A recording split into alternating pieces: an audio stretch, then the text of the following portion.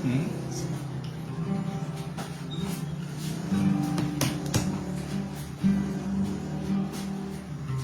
Bukan dengan kekuatan.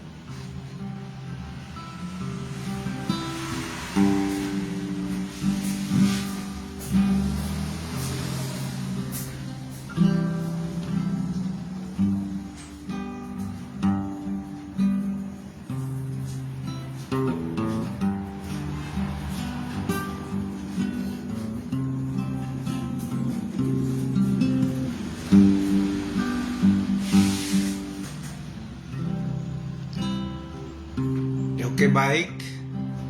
Kita segera akan memulaikan perkuliahan pada hari ini. Sebelum kita mulai, kita akan buka dalam doa. Kita nyanyikan satu pujian, bukan dengan kekuatanku. Bukan dengan kekuatanku ku dapat jalani hidupku tanpa Tuhan yang di sampingku. Ku tak mampu sendiri. Engkaulah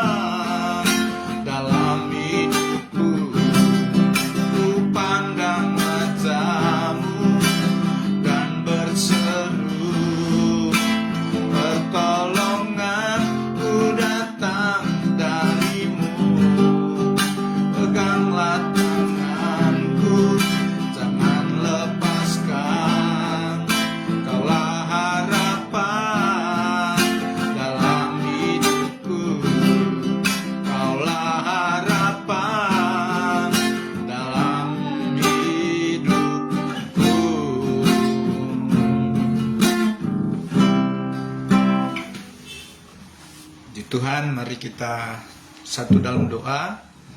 Kita mulai perkuliahan ini. Kita berdoa. Bapa, di dalam nama Tuhan Yesus Kristus, Engkau Allah kami yang menjadi pengharapan di dalam setiap kehidupan kami, Tuhan. Hari ini Tuhan, kembali kami seluruh mahasiswa STT Spirit Tuhan akan mengikuti kuliah lewat live FB Tuhan. Dan Tuhan yang mengurapi hamba-Mu yang akan memberikan mata kuliah ini, Tuhan, hikmat wahyuan daripada Tuhan turun atas hamba-Mu. Pada saat hamba memberikan pengajaran, Tuhan bukakan, oh Tuhan, rahasia kebenaran-Mu, Tuhan. Tuhan mengungkapkan melalui hamba-Mu, Tuhan. Dan memberkati seluruh mahasiswa STT Spirit Tuhan yang mengikuti kuliah ini, Tuhan. Biar mereka pun dilimpahkan dengan hikmat Tuhan, wahyuan daripada Tuhan saat mereka, Tuhan, menerima pengajaran ini, Tuhan. Mereka, Tuhan, semakin, Tuhan, diperlengkapi, Tuhan, dengan hikmat dan pengetahuan daripada Tuhan Yesus Kristus.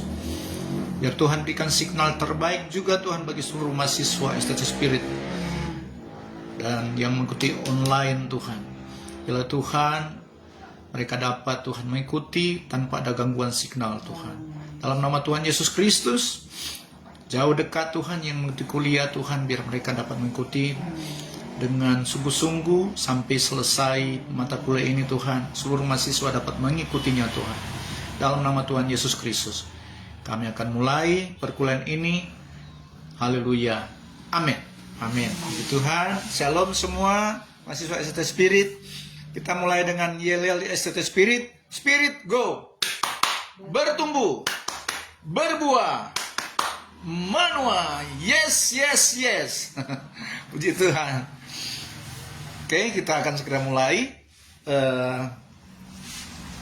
Di dalam informasi pada minggu lalu tentang mata kuliah hari ini, yaitu teologi biblika, tapi ternyata itu sudah diberikan pada awal-awal, sehingga hari ini kita akan mengikuti ada satu mata kuliah yang bisa diambil sampai berapa sesi, karena ini mata kuliah internasional kurikulum yang hampir terlewati. Saya baru cek-cek tadi, oh ternyata ini mata kuliah ini yang penting juga bagi seluruh mahasiswa ketahui dan belajar, karena ini bagian dari mata kuliah internasional kurikulum, yaitu bagaimana STT Spirit ini memang bukan hanya mata kuliah secara nasional, tapi ada internasional kurikulum yang juga dimasukkan di dalam mata kuliah STT Spirit.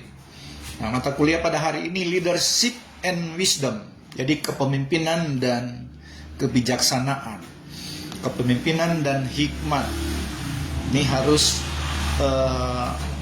kita pelajari bagaimana kita sebagai seorang pemimpin atau bakal pemimpin harus memiliki hikmat dan pengetahuan.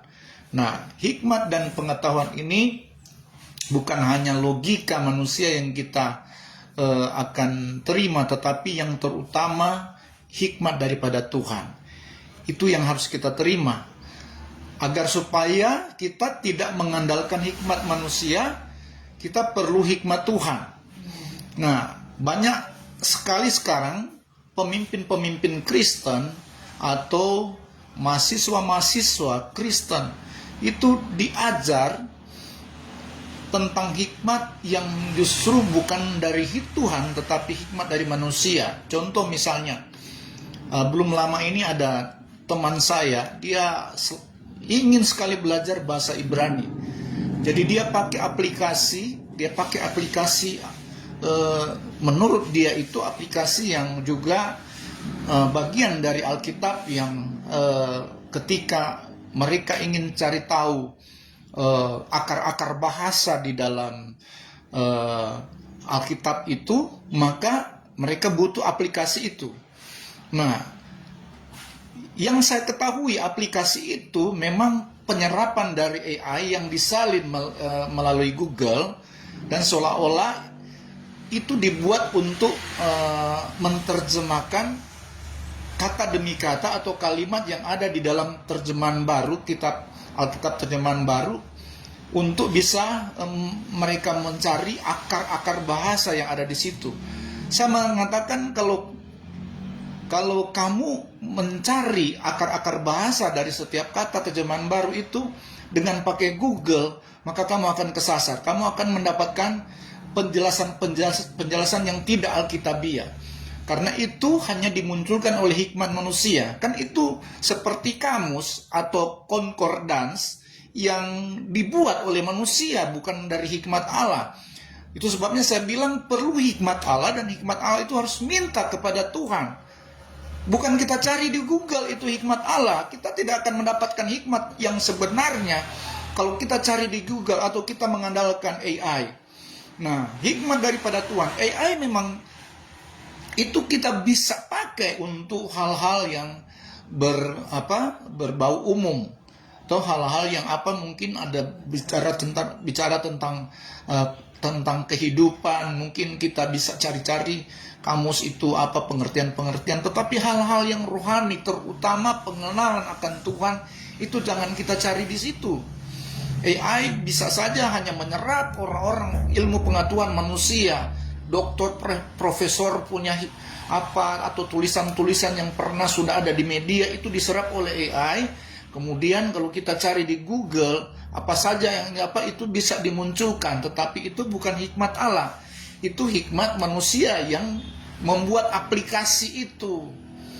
Sehingga pada akhirnya kalau kita ikuti itu, kita akan temukan hal-hal yang kontroversi dengan isi Alkitab. Isi Alkitab itulah hikmat Allah yang sesungguhnya. Kalau ada yang tidak kita pahami tentang perkataan-perkataan yang ada di dalam Alkitab, maka perlu kita menafsirkan dengan cara meminta hikmat Allah. Itu sebabnya kan kita sudah pelajari bagaimana kita harus menjadi seorang penafsir, sebagai seorang eksegetor yang mengeksegesis untuk bisa memahami apa yang dimaksud dengan perkataan-perkataan di dalam Alkitab. Nah, dalam hal ini perlu minta hikmat daripada Tuhan. Sebabnya sekali lagi saya akan baca di dalam Efesus 1 ayat 17. Demikian firman Tuhan. Efesus 1 ayat 17. Dan meminta kepada Allah Tuhan kita Yesus Kristus, yaitu Bapa yang mulia itu, supaya Ia memberikan kepadamu roh hikmat dan wahyu untuk mengenal Dia dengan benar. Nah, kata mengenal Dia dengan benar, Yesus itu adalah firman. Firman itu adalah hikmat. Untuk mengenal firman, mengenal hikmat dengan benar. Nah, mengenal hikmat dengan benar atau mengenal firman dengan benar. Nah, itu sebabnya di sini saya ada buat catatan di sini tentang kata hikmat itu dari bahasa Ibrani asli itu ditulis kokma. Kokma itu hikmat Allah. Kokma hikmat Allah. Dan kemudian pewahyuan atau dari kata wahyu itu ditulis dalam bahasa Ibrani asli itu gilul. Gilul itu adalah pengungkapan Tuhan kepada manusia. Jadi hikmat Allah, kokma, untuk kita bisa mendapatkan, kita minta kokma, hikmat Allah untuk mendapatkan gilul atau pengungkapan Tuhan kepada manusia, pengungkapan Tuhan kepada hamba-hamba Tuhan. Nah, ini harus kita minta kepada Tuhan, bukan sumber dari Google, bukan kita minta di Google atau di AI.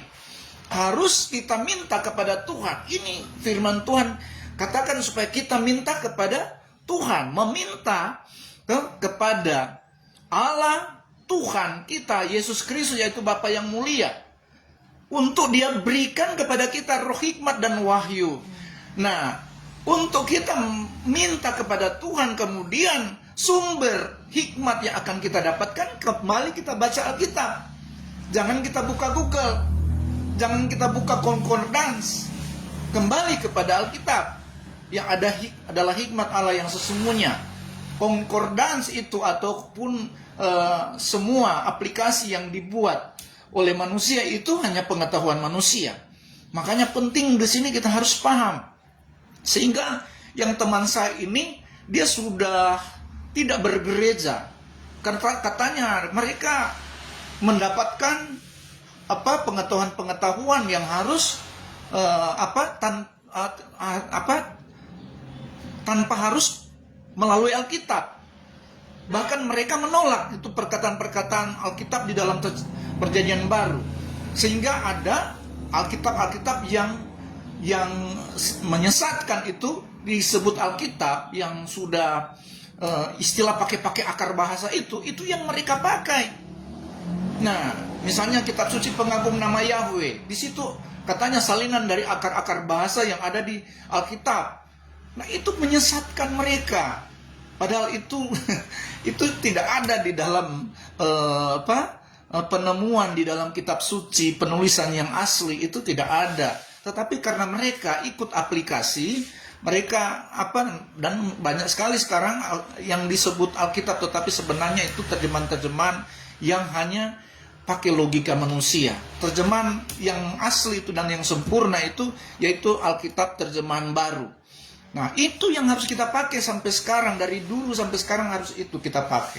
Setelah ini Alkitab terjemahan baru ini disempurnakan, sehingga dalam kitab Wahyu itu tidak bisa ditambah, tidak bisa dikurangi satu iota pun. Kenapa? Karena sudah sempurna.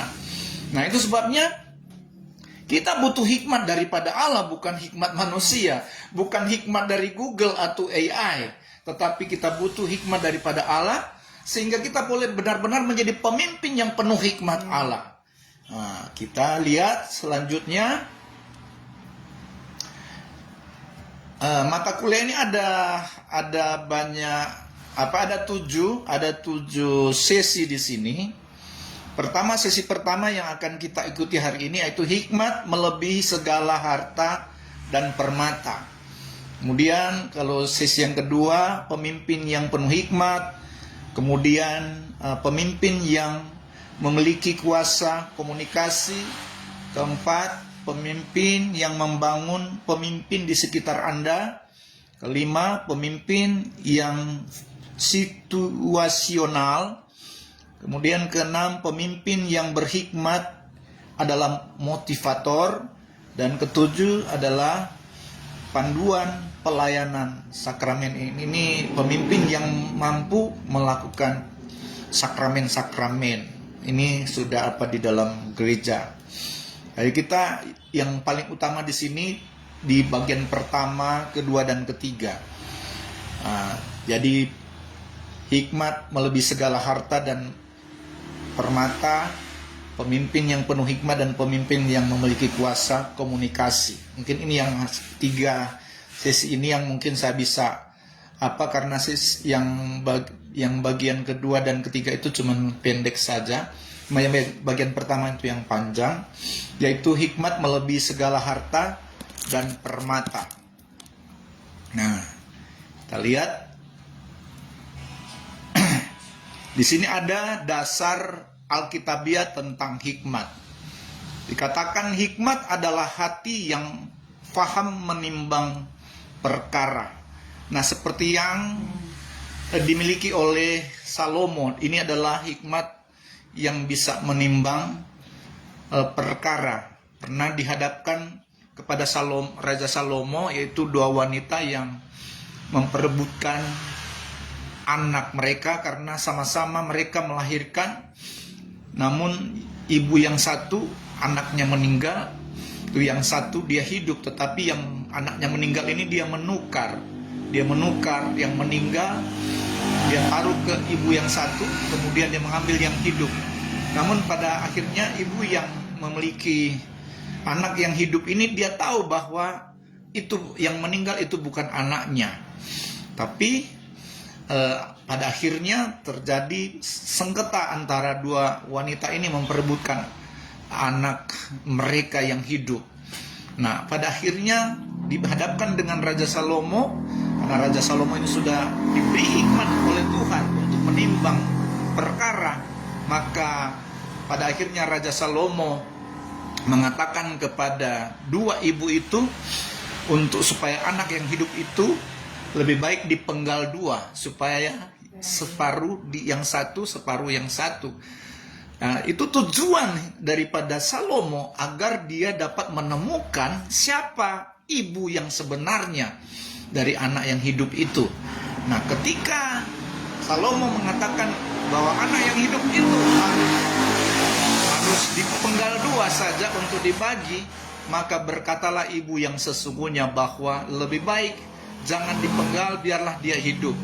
Tetapi yang ibu yang sebenarnya anaknya yang sudah meninggal tapi dia ingin memiliki yang hidup, dia mengatakan ya, dia seolah-olah dia bersedia untuk anak itu dipenggal. Artinya dia berpikir bahwa ya lebih baik dia dua-dua tidak punya anak.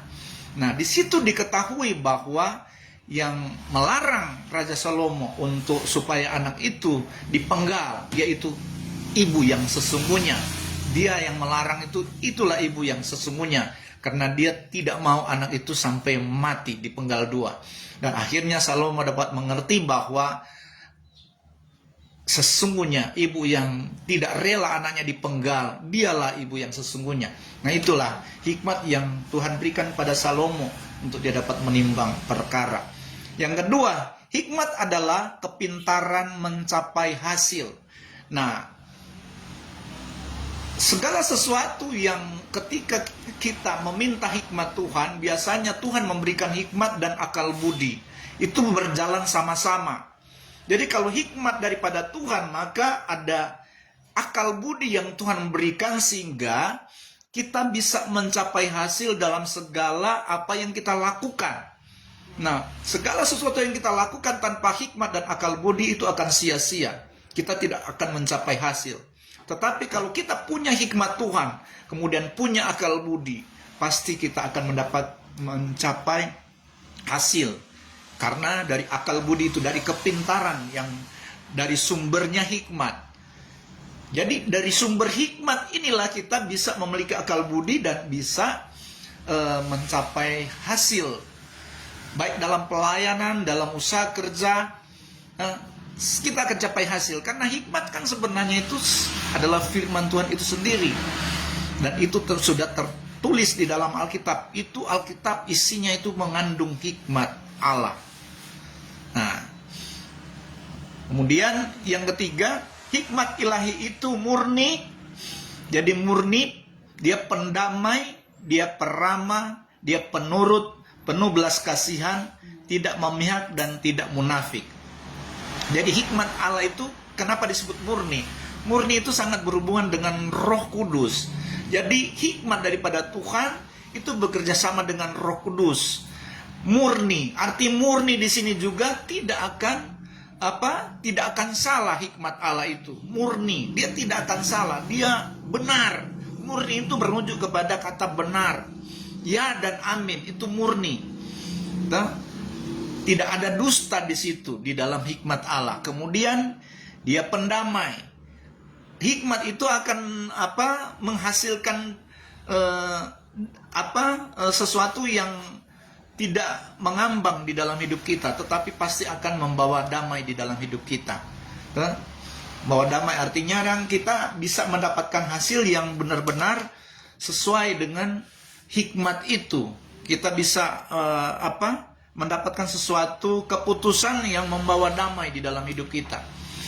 Kemudian hikmat itu peramah. Hikmat itu peramah artinya dia tidak berontak. Kalau orang yang punya hikmat, dia pasti dengan kata-kata ramah.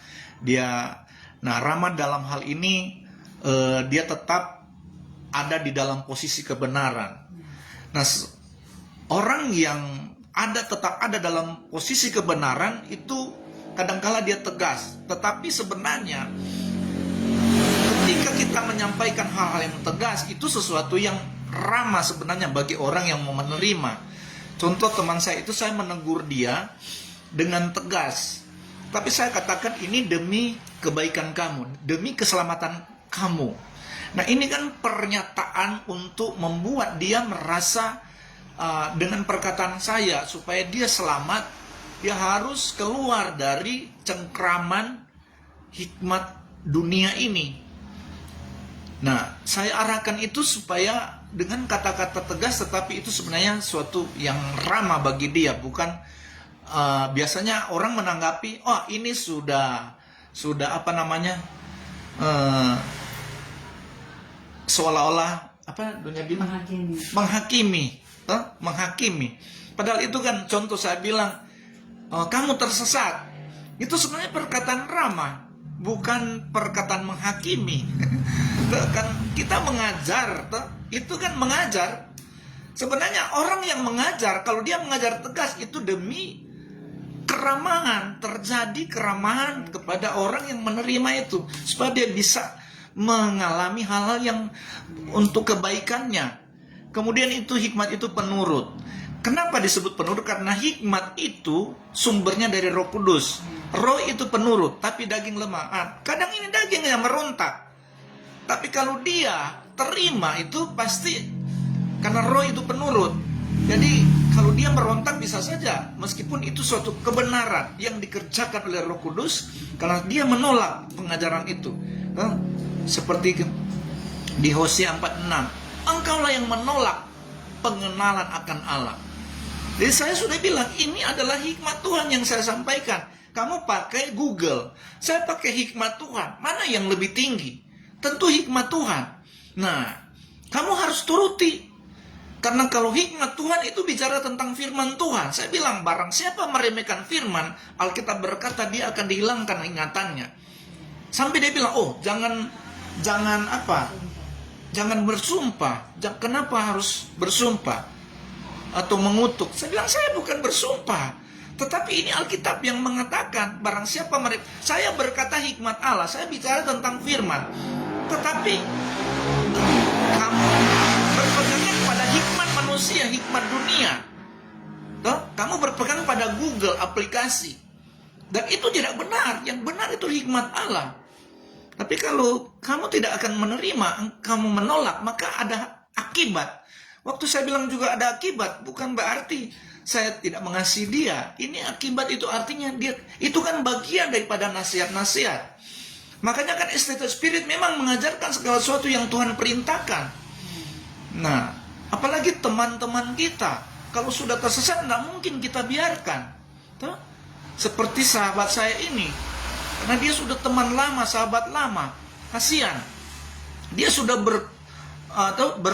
dia sudah bergabung di satu komunitas, satu komunitas yang tidak lagi menyembah Yesus. Mereka sudah membuang nama Yesus. Mereka memakai nama Yahweh. Nah, pada tanggal 23 September tahun lalu, tahun 2025, teman saya ini dengan komunitasnya itu yang ada di daerah Minahasa Utara, mereka berkumpul semua, katanya Yahweh akan mengangkat mereka akan rapture. Nah, teman ini belum lama dia muncul lagi setelah tahun lalu itu, dia baru muncul. Kemudian saya bilang, kamu ingat kan, kamu bilang kamu mau rapture, diangkat oleh Yahweh pada tanggal 23 September 2025. Kenapa kamu belum rapture? Itu tandanya kebohongan terjadi di dalam komunitas kamu. Karena apa? Bukan hikmat Allah yang turun atas kamu. Kalau hikmat Allah pasti terjadi. Karena hikmat manusia tanggal 23 September mau terangkat, Yahweh mau angkat, ternyata kalian masih ada. Yahweh ada kuasa apa? Kalau dalam Alkitab tuh Yesus bilang dia mau datang kedua kali untuk menjemput orang-orang percaya kepadanya di awan-awan permai. Tetapi tanggal dan waktunya tidak disebutkan. Makanya kita harus mengajar sesuai dengan Alkitab. Kalau Tuhan tidak sebutkan waktu dan tanggalnya, ya kita tidak bisa. Kita hanya tetap siap sedia menanti kedatangan Tuhan Yesus kedua kali. Kapan itu mau terjadi, kita belum tahu. Yesus itu dia tahu kapan dia mau datang. Waktu Yesus bilang, anak tidak tahu, hanya Bapa yang tahu. Artinya hanya kehendaknya. Dia tidak mau bilang kepada manusia kapan dia datang, tetapi dia tahu kapan dia mau datang. Cuma dia tidak mau ungkapkan kepada manusia. Kenapa dia tidak ungkapkan? Supaya manusia siap sedia, berjaga-jaga. Kalau dia seungkapkan, misalnya tanggal 1 Maret, sudah besok tuh, 1 Maret, sudah besok ini Tuhan Yesus mau datang, maka misalnya tahun depan lah, 1 Maret tahun depan, tahun 2027, kalau Tuhan Yesus bilang 2027 1 Maret dia datang, maka bisa saja manusia itu mulai 1 Maret 2026 ini dia buat kejahatan untuk nanti bertobat mendekati 1 Maret. Makanya Tuhan tidak akan ungkapkan kapan dia datang, supaya manusia dia suruh apa? Siap sedia, berjaga-jagalah. Karena kamu tidak tahu kapan harinya itu datang. Dia tahu tetapi dia tidak akan ungkapkan. Jadi seperti itu kan bagian dari rencana Tuhan. Kalau Tuhan punya rencana mau datang, dia berhak dia tidak ungkapkan kapan itu dia datang, tapi dia punya rencana dia yang mau datang. Bukan dia tidak tahu. Sama seperti kita manusia, terkadang ada rencana kita yang akan kita lakukan, tetapi kita masih rahasia terhadap keluarga kita, kepada suami atau istri. Ada rencana tetapi kita belum mau katakan, tapi sudah ada rencana. Nah tentunya saya tahu, tetapi saya tidak mau katakan. Sama dengan Tuhan Yesus, dia tahu tetapi dia tidak akan katakan kapan itu dia mau datang, supaya manusia diajar untuk siap sedia berjaga-jaga. Begitu. Makanya Yesus bilang, jika anak manusia itu dirinya sendiri datang kedua kalinya, apakah dia masih mendapati iman di bumi? Nah, berarti perkataan ini Yesus ingin supaya manusia pertahankan iman kepada dia, menantikan dia sampai dia datang kedua kalinya dengan siap sedia. Siap sedia itu berarti selama kita masih ada di dunia, kita tetap beribadah, cari Tuhan, kita tetap berdoa, baca firman Tuhan, dan hal-hal yang menyangkut amanat agung itu yang kita lakukan. Nah, untuk menantikan dia kedatangan yang kedua kali. Nah, jadi hikmat itu murni, pendamai, peramah, penurut, penuh belas kasihan. Nah, hikmat itu penuh belas kasihan. Jadi ketika saya menyatakan bahwa orang yang sedang tersesat karena dia menyembah Yahweh, saya karena belas kasihan, saya sampaikan dia itu sesat. Kembali kepada kebenaran. Karena Yesus jalan kebenaran dan hidup. Kembali kepada Yesus. Karena orang-orang yang menyembah Yahweh ini sudah mau meninggalkan Yesus. Atau karena salah pahaman tentang Tritunggal Allah, mereka menganggap Yesus dan Bapa berbeda, maka ada Bapa Yahweh. Saya ulang-ulang saya bilang itu Bapa Yahweh. Tidak ada, Yesuslah Bapa itu. Tidak ada Bapa selain Yesus. Tidak ada Allah selain Yesus. Tidak ada Tuhan selain Yesus. Karena dia wujud Tuhan, dia wujud Allah, dia wujud daripada Bapa itu. Nah itu sesuai dengan Tritunggal yang benar. Jadi saya karena penuh belas kasihan, karena ada hikmat Allah, sehingga belas kasihan saya muncul dan saya terus nasihati. Bukan saya tegas kemudian saya menghakimi, tetapi saya menasihati, saya mengajar. Nah, saya mengatakan kalau menghakimi berarti kan kita bukan di pengadilan ini kan. Kita sedang diskusi, kita sedang sharing tentang kebenaran. Kita bukan sedang di pengadilan sampai Anda bilang saya menghakimi. Saya bukan hakim. Saya menyampaikan kebenaran, saya mengajar kebenaran, saya menasihati Anda, bukan menghakimi. Nah, banyak orang itu berlindung di kata menghakimi, jangan menghakimi, jangan. Dia sudah sesat, dia bilang jangan menghakimi. Kan aneh. Banyak yang berlindung di dalam kata jangan menghakimi. Jadi saya tidak kompromi, tetap saya mengajar kebenaran karena saya punya belas kasihan. Kemudian hikmat Allah itu tidak memihak dan tidak munafik. Jadi tidak memihak artinya siapapun orang yang saya ingin supaya dia selamat. Karena kita sebagai hamba Tuhan, kita ingin bukan hanya kita sendiri yang selamat, tetapi semua orang. Maka kita berusaha supaya siapapun dia tidak memihak. Siapapun saya ajarkan. Dari golongan manapun, bahkan golongan non-Kristen pun, saya ajarkan tentang Kristus supaya mereka percaya siapa Kristus. Saya bilang, Yesus itulah Allahu Akbar. Tinggal nanti mereka pikir-pikir, benarkah Yesus Allahu Akbar? Bisa saja mereka sudah mau berdoa waktu mereka sholat. Mereka bertanya, Tuhannya orang Kristen, Yesus Kristus, apakah engkaulah Allahu Akbar? Maka Tuhan Yesus pasti akan menyatakan, ya aku itu, aku Allah Maha Besar. Seperti itu akan terjadi. Jadi tidak memihak, tidak memandang suku ras agama. Sampaikan kebenaran, sampaikan hikmat Tuhan. Dan tidak munafik. Tidak munafik artinya bukan hanya untuk kita kebenaran itu, tetapi kebenaran itu harus juga kita sampaikan kepada orang lain. Ketika kita menerima kebenaran, siapa kebenaran? Kristuslah kebenaran itu. Siapa Kristus? Dialah firman itu. Siapa firman itu? Dialah hikmat Allah itu. Sampaikan. Nah, itu tidak munafik. Saya sampaikan itu kepada siapapun, karena saya tidak munafik.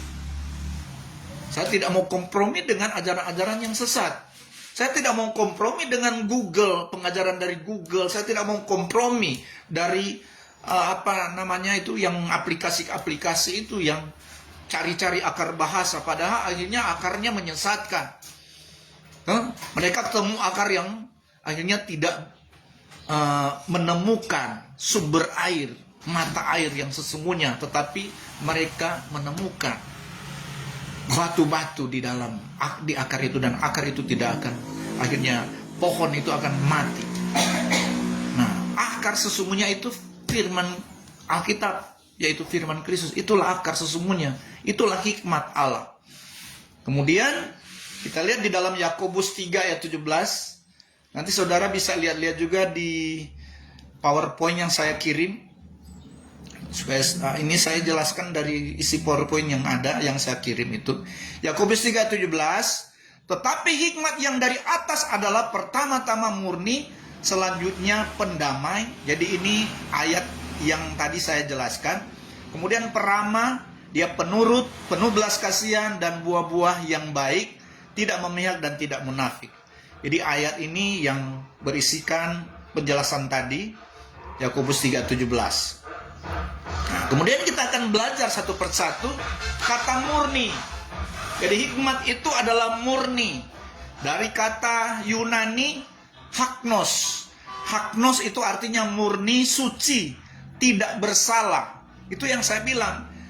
Kata murni sangat berhubungan dengan Roh Kudus, karena dia suci, murni, dan tidak bersalah. Kata tidak bersalah merujuk kepada kebenaran firman Tuhan. Kebenaran firman Tuhan itu tidak salah.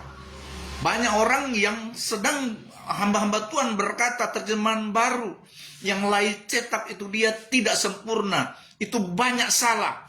Nah, inilah sumber manusia itu akhirnya tidak mengandalkan hikmat Allah lagi, tapi mereka mencari-cari buku-buku, cari di Google kebenaran, padahal disitulah mereka mendapatkan kesesatan. Mereka meninggalkan Alkitab yang sudah diterjemahkan dengan sempurna melalui ilham Roh Kudus. Mereka banyak mengatakan bahwa terjemahan baru. Sementara terjemahan baru, saya ulang-ulang ini supaya seluruh mahasiswa harus berpegang pada terjemahan baru Alkitab, karena itu sudah dikunci di dalam kitab Wahyu, tidak bisa tambah, tidak bisa dikurang. Kenapa? Tidak bisa tambah, tidak bisa dikurang, karena sudah sempurna. Sudah sempurna. Satu iota pun jangan dihilangkan, kata Alkitab. Sudah sempurna. Dan dari kata, kalau di dalam bahasa Inggris juga disebut pur. Pur itu bersih, murni. Pur, bersih dan murni. Jadi itulah hikmat. Artinya murni itu benar, tidak salah. Itu hikmat Tuhan, kebenaran, tidak bisa diganggu gugat. Dia bersih dan murni. Tidak ada kesalahan di situ. Tidak ada pelanggaran kalau di dalam hikmat Allah. Dia murni. Kemudian kata pendamai. Pendamai ditulis dalam bahasa Yunani itu agoge, yaitu suka damai. Jadi baik sikap, kelakuan, atau cara hidup yang suka damai. Itu menunjukkan bahwa orang punya hikmat. Jadi pada akhirnya ketika kita memberikan nasihat tentang hikmat Allah kepada orang-orang yang sedang tersesat misalnya, pada akhirnya kita bukan menyimpan, ketika dia menolak, bukan kita menyimpan marah atau apa, kita tetap berdamai dengan itu. Kita harus membangun perdamaian di situ. Hikmat Allah itu suka damai. Jadi kelakuan kita, sikap kita, cara hidup kita memang harus mencerminkan perdamaian. Kita harus menjadi pembawa damai.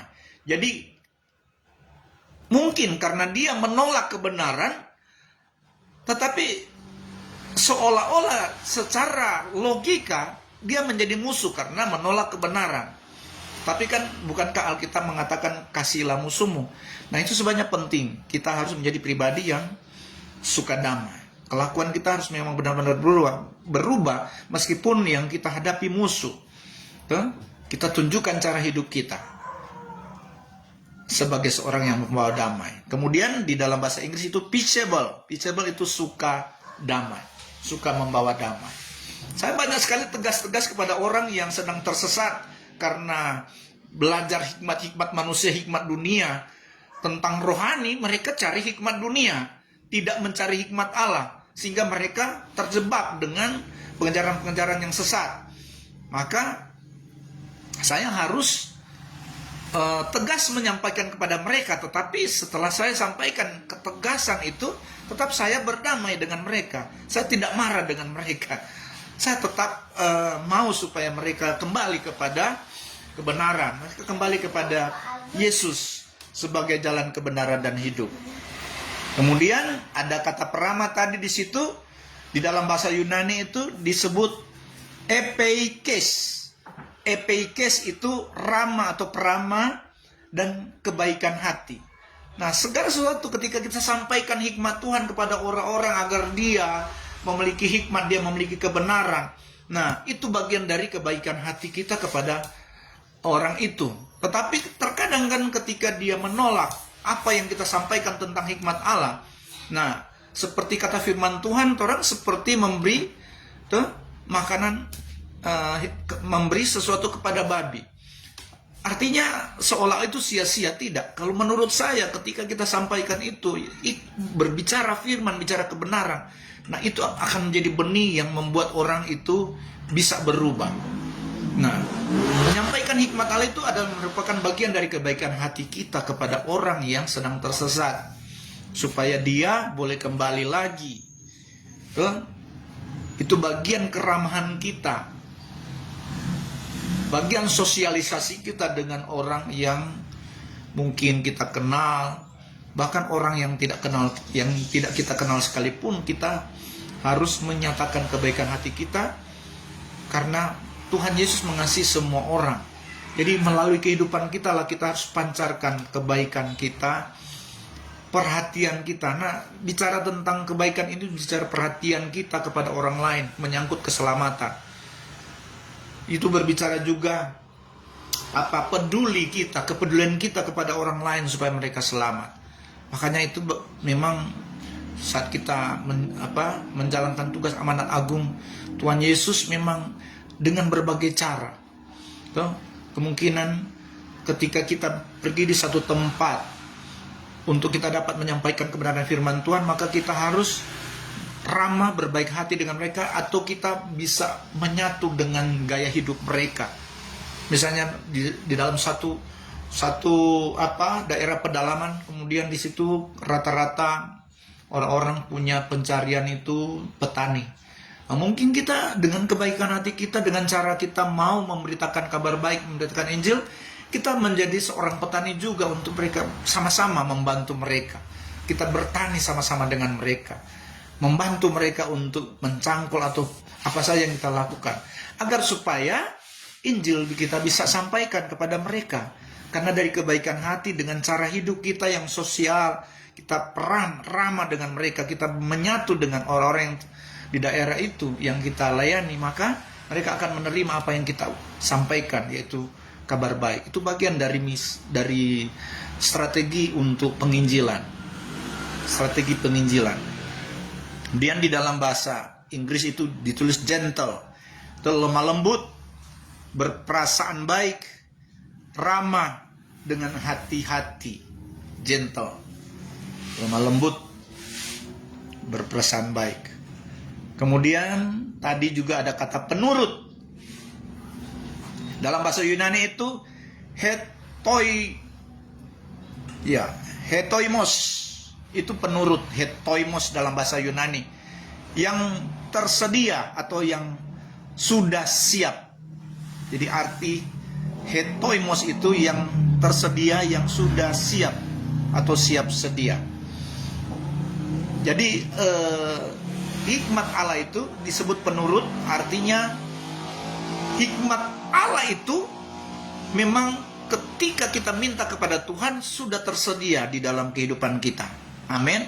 Sudah siap, sudah sedia untuk kita sampaikan kepada orang lain tentang hikmat Allah itu.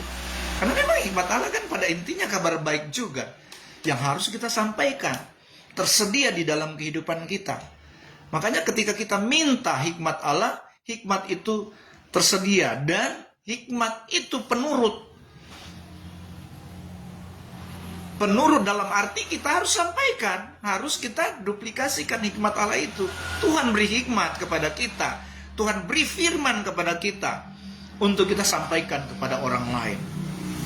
Makanya pada intinya ketika kita lakukan firman Tuhan, itu kita adalah orang-orang penurut sebagai orang yang berhikmat. Kalau kita terima kebenaran firman Tuhan, setia beribadah, kalau tidak menuruti firman Tuhan, maka kita tanpa hikmat berarti. Orang yang memiliki hikmat, dia akan menurut. Dia akan tersedia, dia akan selalu siap, dan dia selalu mau melayani Tuhan, siap sedia melayani Tuhan. Tersedia apa yang akan dia sampaikan kepada orang yang akan dilayani. Penurut. Dalam bahasa Inggris, willing to yield. Willing to yield itu artinya siap dan mau menghasilkan. Nah, itu berarti berhubungan dengan penuaian jiwa-jiwa, berhubungan dengan pemberitaan Injil, sehingga kita bisa menuai jiwa. Kita menghasilkan banyak jiwa bagi kemuliaan nama Tuhan. Amin. Kita memberi, menyerah, dan kita juga mengalah di dalam hal ini. Kadangkala perdebatan-perdebatan yang terjadi ketika kita menyampaikan firman Tuhan atau kebenaran firman atau hikmat Allah, maka kita kadangkala harus bersikap mengalah. Penurut ini berhubungan dengan kita mengalah kepada orang-orang yang dia ngotot, dia bilang, oh ini yang benar, sehingga kebenaran yang sesungguhnya diabaikan. Nah, seperti Tuhan itu memberikan kehendak bebas kepada manusia. Tuhan itu dia sumber hikmat itu. Dia memberikan hak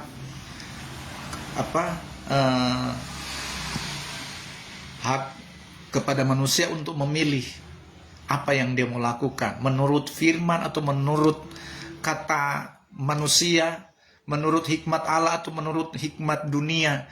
Tuhan kasih kehendak bebas untuk kita memilih. Makanya kita harus pilih hikmat Allah, bukan hikmat dunia. Amin. Itulah penurut.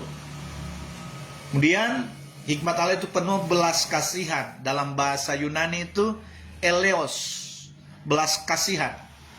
Arti dari eleos itu belas kasihan atau rahmat atau kemurahan. Jadi ketika Tuhan Yesus itu menyatakan kasih-Nya yang besar kepada manusia, kasih karunia yang besar, itu adalah bagian dari belas kasihan Tuhan terhadap manusia, agar manusia tidak binasa oleh karena dosa dan pelanggaran. Sehingga dia harus datang ke dalam dunia karena belas kasihan, karena kasih-Nya yang besar terhadap manusia. Dia mau menyelamatkan manusia terhadap dosa dan maut. Dia ingin manusia itu diselamatkan. Supaya manusia selamat, maka dia harus datang, dia rela berkorban, dia mati, dan setelah itu dia bangkit kembali, menyatakan kekuasaannya. Dia kalahkan maut supaya manusia dapat mengenal dia dengan benar bahwa dialah Tuhan, Allah yang Maha Kuasa, yang bisa mengalahkan maut. Kaja dia bangkit dari kematian itu, tandanya dia menang atas kuasa maut. Jadi penuh kemurahan, atau dalam bahasa Inggris itu full of mercy. Full of mercy itu penuh kemurahan, penuh rahmat dan belas kasihan. Jadi ketika kita memiliki hati yang penuh belas kasihan, itulah bagian daripada hikmat Allah yang sudah menjadi bagian di dalam kehidupan kita sebagai orang-orang percaya, sebagai pemimpin Kristen, sebagai leader Kristen kita harus penuh belas kasihan di dalam kita melayani sesama kita. Kemudian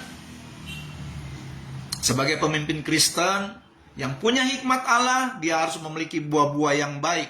Dalam bahasa Yunani itu agathos. Buah-buah yang baik dalam bahasa Yunani agathos, artinya buah-buah yang baik. Dia baik hati, jujur, berguna. Nah, itu bagian daripada harta kita sebagai pemimpin Kristen yang memiliki hikmat Allah. Kita memiliki buah-buah yang baik. Semua dilihat dari buah. Semua, kebanyakan ini jadi kata kunci bagi hamba-hamba Tuhan. Terkadang ada begitu banyak orang bilang, oh ini hamba-hamba Tuhan, ini dia begini, dia begitu. Pelayanannya seperti ini, dia pelayanan seperti itu. Kayaknya mereka itu melakukan hal-hal yang tidak sesuai dengan kebenaran firman Tuhan. Nah, banyak yang mengatakan semua nanti dilihat dari buahnya. Jadi buah-buah yang baik, agathos, artinya kita harus memiliki kebaikan hati. Kita harus menjadi pribadi yang jujur. Ini menyangkut integritas. Ini menyangkut integritas, buah-buah yang baik yang harus terpancar dalam kehidupan kita. Menjadi orang-orang yang jujur, yang bertanggung jawab, yang berguna, yang baik hati, yang menyatakan cahaya, kebenaran kepada orang-orang sekitar kita. Di dalam bahasa Inggris itu ditulis good fruits. Good fruits adalah buah-buah yang baik, enak dan sedap. Good fruit itu enak atau sedap, manis, kemudian cakap, pintar, itu bagian daripada buah-buah yang baik. Kemudian tidak memihak. Dari sebagai seorang pemimpin Kristen dan penuh hikmat, dia tidak memihak. Dalam bahasa Yunani itu ditulis adiakritos. Adiakritos ini artinya yang tidak memihak. Dia teguh. Artinya tidak memihak, dia teguh pada pendirian dan dia tidak memihak. Ini artinya dia hanya memihak pada kebenaran. Dia hanya memihak pada kebenaran. Dia tidak memihak pada ketidakbenaran. Jadi teguh dia. Tidak memihak itu dia teguh. Nah, di dalam sistem sebagai makhluk sosial, kita memang dalam hal tidak memihak, kita tidak memandang bulu. Pada siapapun kita layani dengan cara yang sama. Tidak memihak ini juga merujuk kepada misalnya ada yang non-Kristen berbicara dengan kita, kemudian dia punya pemahaman tentang apa yang dia sembah sebagai sesembahan. Nah, supaya kita sebagai pemimpin Kristus, supaya kita menyatakan hikmat Allah kepada dia, maka kita harus menjelaskan kepada dia bahwa yang dia sembah itu sebagai Tuhan. Nah, biasanya kalau non-Kristen, kalau saya tanya dari agama apapun itu, ketika saya tanya, mereka tidak mengenal wujud Allah yang mereka sembah. Maka kita, karena tidak memihak, maka kita menyampaikan. Kita tidak hanya memihak kepada orang Kristen, kita tidak memihak hanya sebatas di gereja di mana kita melayani, tetapi kita memihak semua orang supaya mereka dapat mengenal kebenaran. Itu yang dimaksud dengan tidak memihak. Teguh kita jelaskan tentang siapa Allah yang harus disembah oleh semua orang, bukan hanya orang Kristen, semua orang. Kita harus teguh menyampaikan itu. Kita harus teguh memproklamirkan nama Tuhan Yesus kepada semua orang. Saya sampai katakan kepada teman saya yang sedang tersesat, saya bilang, kamu pikir ya, contoh di Minahasa ini, penginjil, 2 orang penginjil yang masuk di Kabupaten Minahasa yang namanya Riddles dan Squires. Nah, Riddle dan Squires ini pada lebih daripada 500 tahun yang lalu masuk ke Minahasa, menyampaikan Injil kepada orang Minahasa, sampai Minahasa itu penuh dengan orang Kristen yang percaya kepada Yesus. Nah sekarang di akhir zaman kok muncul ajaran sesat yang mengkudeta nama Yesus. Nah itu harus pikir. Ada begitu banyak para misionaris sejak zaman dulu itu, mereka memulai dengan menyampaikan Injil Kristus. Kenapa di akhir kok ada penyusup-penyusup yang menyesatkan dengan nama yang lain? Kita menerima. Nah ini harus kita ada rasa tidak memihak untuk kita teguh menyampaikan kebenaran, sampai akhirnya benar-benar banyak orang yang kita bisa selamatkan dari penyesatan dunia ini.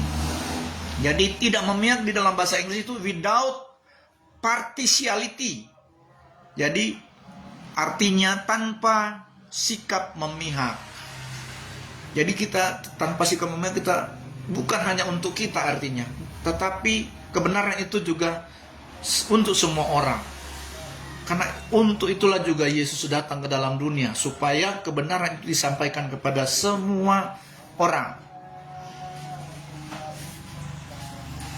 Kemudian yang terakhir di dalam ayat tadi menyatakan tidak munafik. Sebagai pemimpin Kristen memang kita jangan munafik. Artinya kita jangan bermuka dua. Nah, munafik ya atau bermuka dua, contohnya misalnya banyak sekali ya, saya berani bilang banyak sekali, bahkan hampir semua teman-teman saya pendeta yang saya kenal di daerah Manado dan Minahasa ini ya, banyak yang munafik saudara, banyak yang bermuka dua. Maksudnya saya katakan mereka munafik bermuka dua karena ketika saya tanya kepada mereka, percayakah Yesus? Karena kan mereka orang-orang hamba-hamba Tuhan Kristen, pemimpin Kristen. Apakah kalian percaya Yesus adalah Tuhan? Ya, kami percaya. Kemudian saya tanya, kenapa ada Tuhan yang lain? Nah, ketika ada Tuhan yang lain, mereka percaya Tuhan Yesus, tetapi ada Tuhan yang lain. Ini namanya munafik. Mereka bermuka dua, karena ada Tuhan. Tuhan Yesus, ada Tuhan yang lain. Ada Allah Yahweh, ada Tuhan Yesus. Nah ini kan munafik namanya. Nah, saya bilang, kita harus memiliki satu, karena Tuhan itu cuma satu. Tuhan tidak dua, Allah itu cuma satu. Dan nama daripada Tuhan itu Yesus. Satu-satunya nama Tuhan. Kalau berbicara tentang Yesus, kemudian ada di negara-negara lain seperti sebagian besar pakai bahasa Inggris lah. Pakai bahasa Inggris kalau Yesus itu Jesus. Sama itu. Yesus juga. Bahasa Ibrani Yesua. Sama itu. Yesus juga itu artinya. Masalah bahasa tetap dipakai oleh setiap negara. Kalau di Cina hanya bilang Yesus. Tidak ada S-nya. Yesus. Sama. Tetap Yesus juga yang Yesus yang sama. Di orang Cina, di orang Inggris. Di apa? Yesus itu sama. Jangan gantikan namanya dengan nama yang lain. Kemudian mau kudeta nama Yesus. Nah ini karena penyesatan. Jadi tidak munafik. Artinya tidak munafik, kita jangan bermuka dua. Kita tetap berpegang pada kebenaran. Kita tetap berfokus kepada satu Tuhan. Itulah hikmat. Sebagai pemimpin Kristen kita tetap teguh. Tidak munafik. Kita tetap percaya kepada satu Tuhan yang kita sembah sebagai juru selamat kita, yang sedang kita nantikan, karena dia mau datang kedua kali. Yesus yang akan mengangkat orang-orang percaya. Ya, jadi tidak munafik, tidak berpura-pura, atau tulus ikhlas. Jadi ketika justru kita kadang-kala kompromi dengan ajaran-ajaran yang sesat, nah itu munafik. Dia tidak tulus, dia berpura-pura. Nggak tahu berpura-pura juga, entah di mana dia mau berpura-pura. Berpura-pura kepada Tuhan Yesus atau berpura-pura kepada Tuhan yang lain. Nggak tahu di mana nantinya dia berpura-pura. Dia tidak tulus dan ikhlas. Dia tidak tulus. Dia tidak tulus ikhlas. Nah, biasanya ada motivasi-motivasi karena ada cerita. Juga ada teman saya, pendeta, kemudian latar belakang akhirnya dia seolah-olah membuang Yesus, dia kudeta nama Yesus dan menggantikan nama Yahweh. Ternyata ada latar belakang dia latar belakang kenapa dia akhirnya berani mau tinggalkan Yesus. Ternyata ada penawaran-penawaran untuk supaya dia bisa mendapatkan berkat dari organisasi itu Yahweh. Nah, itu yang akhirnya jadi motivasi. Dia dalam pelayanan jadi motivasi. Tapi pada akhirnya dia karena ajaran dari sekte Yahweh ini pada akhirnya itu memang sumbernya dari roh antikris. Mereka akhirnya mau kudeta nama Yesus. Dan sudah banyak memang teman-teman pendeta, hamba Tuhan yang saya kenal itu, mereka tidak lagi memakai nama Yesus, tetapi mereka gantikan dengan nama Yahweh. Jadi ini yang pengajaran sesat ini adalah roh antikris. Pada akhirnya membenci nama Yesus. Ketika mereka bilang mereka percaya Tuhan Yesus adalah Tuhan, itu ada kepura-puraan, ada kemunafikan di situ. Dan saya seringkali tegas kepada teman-teman pendeta yang mereka percaya Yesus tetapi percaya juga Yahweh, kan munafik itu. Saya tegas bahwa kalian itu munafik. Saya berani bilang karena memang terjadi kemunafikan tanpa hikmat Tuhan. Nah, inilah pemimpin tanpa hikmat. Pemimpin tanpa hikmat dia menjadi munafik. Pemimpin tanpa hikmat dia menjadi pemimpin yang bermuka dua. Pemimpin yang tanpa hikmat hidupnya hanya kepura-puraan. Dia tidak tulus dan ikhlas dalam melayani. Haleluya. Kemudian di sini masuk di dalam bahasa asli hikmat. Di dalam bahasa asli hikmat itu, dalam bahasa Ibrani itu ditulis kokma. Atau dalam bahasa Ibrani juga ditulis bina dan tefuna. Nah, jadi artinya itu pengertian bijak atau bijaksana. Itu dari bahasa Ibrani. Dari kata kokma, bina, dan tefuna. Nah, sekarang dari bahasa Yunani. Dari bahasa Yunani, hikmat itu yaitu Sophia. Sophia ini adalah hikmat dari atas atau hikmat Allah. Hikmat kepandaian dari Allah. Nah, atau Sophia ini juga disebut sebagai kitab hikmat atau Alkitab.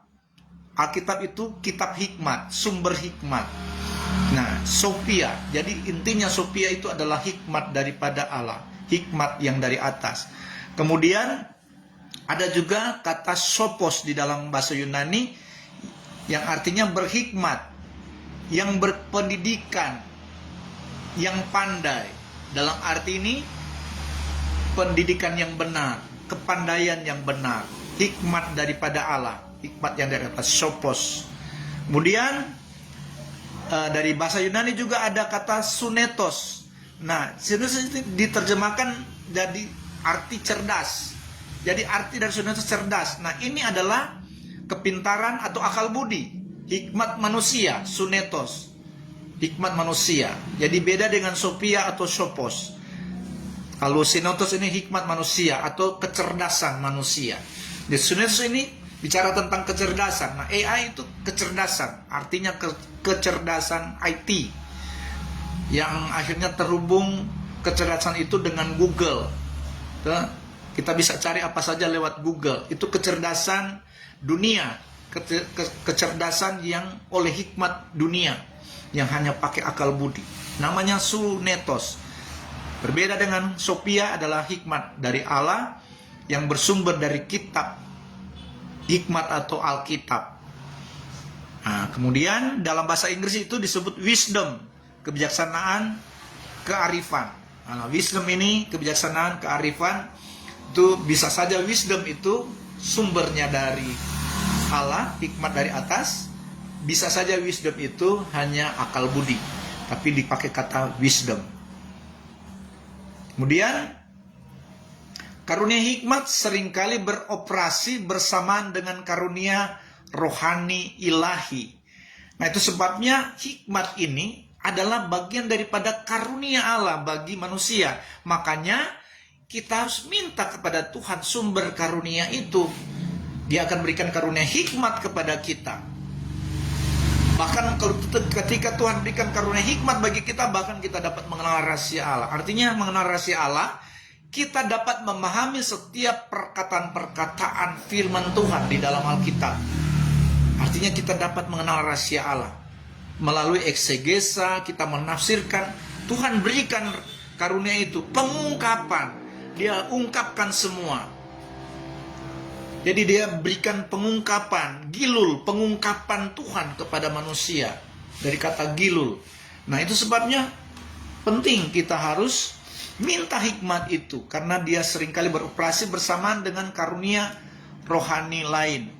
Misalnya kisah 5 ayat 1 sampai 11. Saya akan baca Kisah Para Rasul 5 ayat 1 sampai 11. Saya akan bacakan. Ananias dan Safira. Ada seorang lain yang bernama Ananias, ia beserta istrinya Safira menjual sebidang tanah. Dengan setahu istrinya, ia menahan sebagian dari hasil penjualan itu dan sebagian lain dibawa dan diletakkannya di depan kaki rasul-rasul. Tetapi Petrus berkata, Ananias, mengapa hatimu dikuasai iblis, sehingga engkau mendustai Roh Kudus dan menahan sebagian dari hasil penjualan tanah itu? Selama tanah itu tidak dijual, bukankah itu tetap kepunyaanmu? Dan setelah dijual, bukankah hasilnya itu tetap dalam kuasamu? Mengapa engkau merencanakan perbuatan itu dalam hatimu? Engkau bukan mendustai manusia, tetapi mendustai Allah. Ketika mendengar perkataan itu, rebahlah Ananias dan putuslah nyawanya. Maka sangatlah ketakutan semua orang yang mendengar hal itu. Lalu datanglah beberapa orang muda berkata, mereka mengapani mayat itu, mengusungnya keluar dan pergi menguburnya. Kira-kira 3 jam kemudian masuklah istri Ananias, tetapi ia tidak tahu apa yang telah terjadi. Kata Petrus kepadanya, katakanlah kepadaku dengan harga sekiankah tanah itu kamu jual? Jawab perempuan itu, betul sekian. Kata Petrus, mengapa kamu berdua bersepakat untuk mencobai roh Tuhan? Lihatlah orang-orang yang baru mengubur suamimu berdiri di depan pintu, dan mereka akan mengusung engkau juga keluar. Lalu rebahlah perempuan itu seketika itu juga di depan kaki Petrus dan putuslah nyawanya. Ketika orang-orang muda itu masuk, mereka mendapati dia sudah mati, lalu mereka mengusungnya keluar dan menguburnya di samping suaminya. Nah ini, jadi seringkali hikmat itu beroperasi bersamaan dengan karunia Roh Allah, seperti cerita Ananias dan Safira. Karena Petrus tidak tahu kan mereka ada mengambil sebagian dari ada hasil penjualan tanah mereka, kemudian mereka sebagian kasih. Tetapi karena mereka berdosa, itu akhirnya karena berhubungan dengan karunia, dengan karunia rohani, Petrus tahu bahwa mereka berdusta. Coba mereka, ketika mereka mengatakan bahwa separuh mereka tahan dan separuh mereka kasih, kan mereka tidak akan berdusta. Mereka tidak akan terjadi apa-apa karena itu memang mereka punya hak untuk mereka, penuh untuk mereka kasih separuh ataupun semua.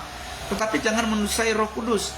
Jadi beroperasi hikmat itu dengan sampai saya berani berkata kepada teman saya yang kemarin itu, saya bilang, saya bicara tentang kebenaran, tetapi kamu menolak kebenaran, bahkan kamu meremehkan firman yang saya sampaikan. Kamu malah bilang, oh itu tidak lengkap, itu tidak benar di dalam Alkitab itu. Saya bilang, hati-hati, karena firman Tuhan berkata bahwa orang yang meremehkan firman akan dihilangkan ingatannya. Nah, kata dihilangkan ingatannya bisa saja dia bisa sakit stroke. Stroke kan itu kehilangan memori, ingatannya hilang. Tuh, seperti si Erastus Sardono, kan sekarang sudah stroke. Karena apa? Melawan perintah Tuhan, meremehkan firman, meremehkan Kristus. Saya berani katakan karena memang ini kebenaran. Begitulah hikmat Tuhan beroperasi. Kita berani mengatakan supaya orang-orang bertobat dari kesesatannya. supaya orang-orang Erastus Abdono itu bertobat dari kesesatan mereka, karena mereka sudah belajar kesesatan oleh pimpinan mereka. Kembali, saya juga berani berkata kepada pimpinan sinode saya ketika dia mulai melenceng dari kebenaran. Saya bilang itu sesat. Saya berani mengatakan, karena itu beroperasi hikmat Tuhan. Ada keberanian untuk menyampaikan yang salah.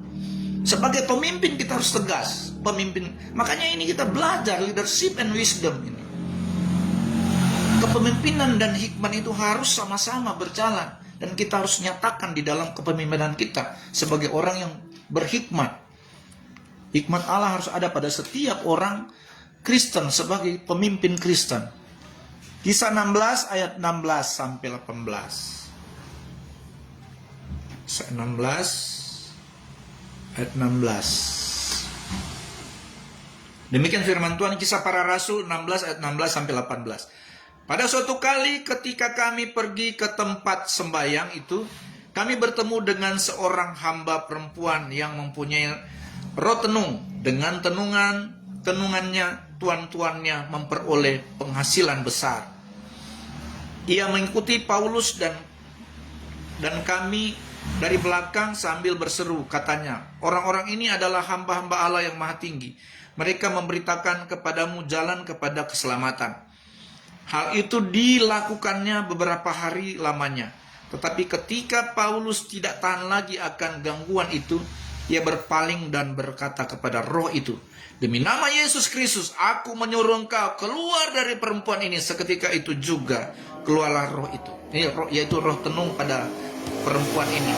Ini seolah-olah dia berkata-kata hal-hal yang positif, tidak negatif. Kan? Dikatakan tadi, dia bilang begini, orang-orang ini Rasul Paulus dan rekan-rekannya.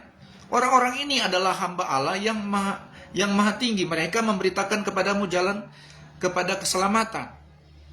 Tetapi Rasul Paulus dapat dengan roh karunia rohnya bahwa dia katakan itu sebenarnya sedang mengganggu, justru bukan karena dia benar-benar mengakui tentang kebenaran yang disampaikan oleh Rasul Paulus, tapi sementara dia sedang mengganggu. Itu kan waktu zaman Yohanes Pembaptis itu, waktu dia baptis orang itu juga banyak ahli-ahli Taurat, imam-imam kepala misalnya datang di mereka seolah-olah ingin juga dibaptis oleh Yohanes Pembaptis. Tetapi apa yang Yohanes Pembaptis sampaikan kepada mereka? Hai kamu turunan ular beludak. Karena dia punya karunia roh yang beroperasi di dalam dirinya sebagai orang yang memiliki hikmat Allah, sebagai pemimpin yang tegas, dia mengatakan seperti itu supaya mereka bertobat. Mereka bilang turunan ular beludak. Mereka hanya datang pura-pura seolah-olah ingin mengikuti ajaran Yohanes Pembaptis, tapi sebenarnya mereka sedang berpura-pura atau mereka munafik, mengganggu sebenarnya apa yang dikerjakan oleh Yohanes Pembaptis. Sama seperti ini, Rasul Paulus merasa terganggu dengan wanita yang roh tenung ini. Ada roh yang mengganggu justru, bukan karena dia menyampaikan hal yang benar, seolah-olah dia setuju dengan pelayanan Rasul Paulus, padahal sebenarnya dia sedang berpura-pura, diketahui oleh Rasul Paulus.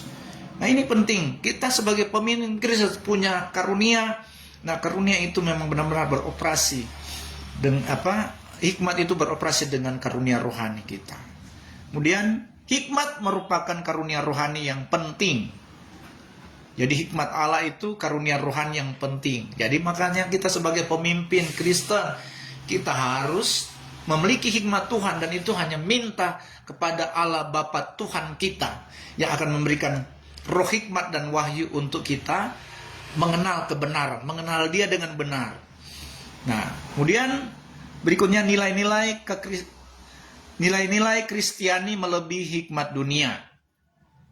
Hikmat ilahi berbeda dengan hikmat dunia. Jadi Sophia berbeda dengan Sunitos. Sophia adalah hikmat Allah, Sunitos adalah hikmat dunia atau hikmat manusia. Kemudian yang kedua, hikmat lebih berharga daripada segala kekayaan dunia. Nah, memang ketika kita memiliki hikmat, kekayaan daripada Tuhan mengalir. Seperti terjadi dalam kehidupan Salomo. Salomo tidak minta apa-apa kepada Tuhan ketika Tuhan tanya, engkau mau minta apa? Engkau mau apa? Tapi Salomo hanya minta, aku memiliki hikmat. Aku ingin mendapatkan hikmat untuk bisa menjadi orang yang bisa bijaksana dalam mempertimbangkan segala perkara. Nah, akhirnya apa? Tuhan bukan hanya kasih hikmat kan? Ketika Salomo mendapatkan hikmat, kekayaan pun mengikuti. Dan memang Raja Salomo adalah raja yang paling kaya dari raja-raja yang ada pada zaman itu. Turunan-turunan baik raja-raja sebelumnya dan sesudahnya, Salomo adalah sebagai raja yang benar-benar raja konglomerat. Karena hikmat. Ketika memiliki hikmat, maka segala harta kekayaan juga mengikuti. Jadi hikmat hikmat Allah itu melebihi harta. Lebih berharga daripada segala kekayaan dunia.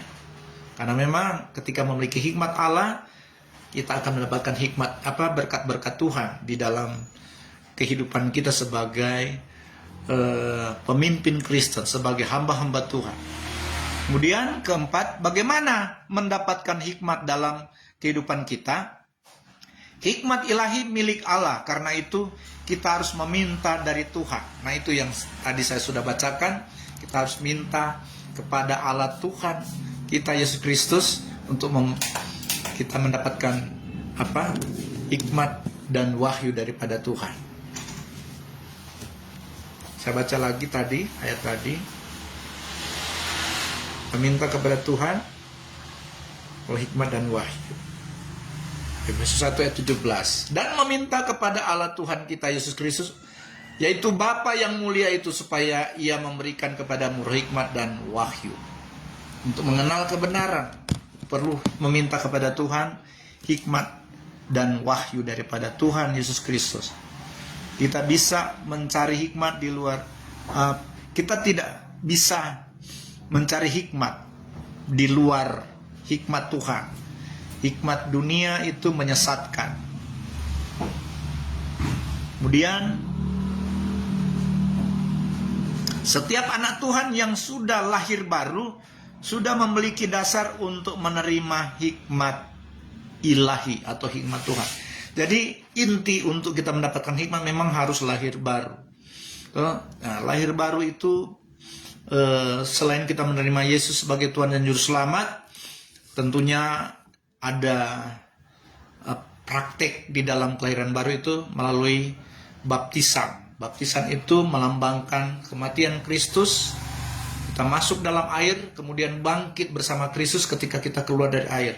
Jadi baptisan selam itu adalah juga praktek hidup, melakukan kebenaran firman Tuhan, sehingga kita benar-benar menjadi lahir baru dan menjadi anak Allah yang sah, yang menjadi pewaris kerajaan Allah yang sah.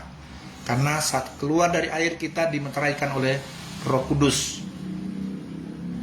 Kemudian Roh Kudus yang di dalam kita yang beroperasi ketika kita mengucapkan kata-kata hikmat. Nah, setiap perkataan firman, kata-kata hikmat yang keluar, maka Roh Kudus yang di dalam kita lah yang beroperasi. Dia yang bekerja di dalam kita sehingga kita menyampaikan kata-kata hikmat, menyampaikan firman Tuhan, menyampaikan kabar baik. Jadi kabar baik itu orang yang sedang tersesat, kita sampaikan kabar baik, Anda sedang tersesat. Itu kabar baik. Kalau tidak tersesat, teruskan dia. Jadi orang yang sedang tersesat, kita sampaikan firman, kita sampaikan hikmat Tuhan kepada orang itu supaya dia kembali. Karena itulah Roh Kudus yang bekerja dalam hidup kita. Kita tidak mau melihat. Jadi sebagai pemimpin Kristen yang penuh hikmat, kita tidak mau melihat orang-orang yang sedang tersesat baru kita diam saja. Tetapi pada saat kita melihat orang-orang yang sedang tersesat, sebagai pemimpin Kristen yang penuh hikmat, maka dia harus menyampaikan nasihat. Dia menyampaikan hal-hal yang benar untuk dia kembali kepada kebenaran. Sampaikan. Kita harus beritahu kepada orang-orang yang sedang tersesat.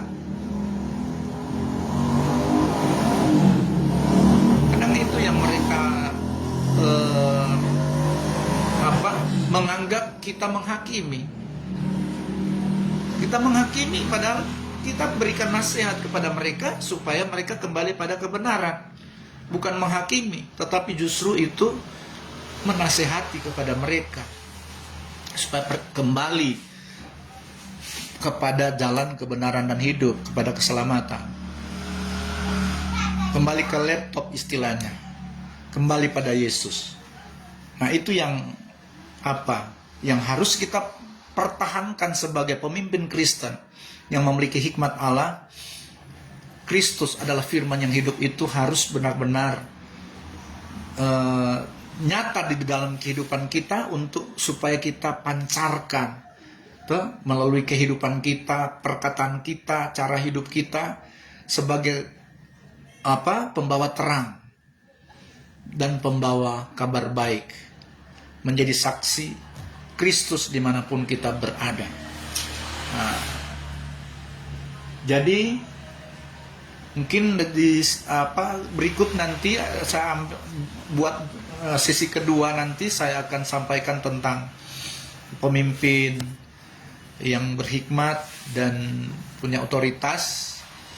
Saya akan ada beberapa bagian nanti saya mau rampungkan, karena ada yang di PowerPoint ini hanya ada berapa slide yang hanya yang perlu disatukan. Nanti saya buat dulu untuk sesi pertama ini, nanti saya akan sambung sesi kedua untuk bisa merampungkan beberapa PowerPoint yang terpisah yang harusnya boleh digabungkan. Nah, ini saya sudah lama belum edit. Jadi sampai di sini dulu sesi pertama, leadership dan wisdom, biar nanti pada minggu depan bisa disambung lagi. Puji Tuhan, biarlah seluruh mahasiswa boleh diperlengkapi dengan mata kuliah ini. Ini adalah kepemimpinan dan hikmat Tuhan. Seorang pemimpin Kristen, dia harus punya hikmat. Dan hikmat itu kita tidak akan dapatkan dari buku-buku, dari Google, ataupun dari AI. Kita harus dapatkan itu sumbernya dari Alkitab.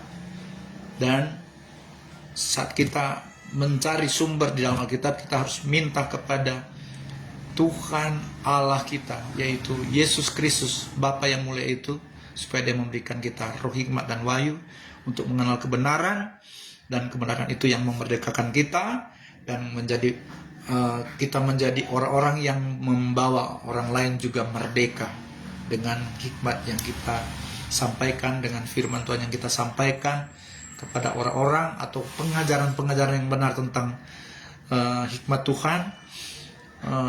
Ketika kita dipakai Tuhan menjadi pengajar, atau menjadi guru, atau menjadi dosen. Puji Tuhan, Tuhan Yesus memberkati. Mari kita tamatkan, kita berdoa untuk perkuliahan ini boleh berjalan dengan baik di sesi 1 ini.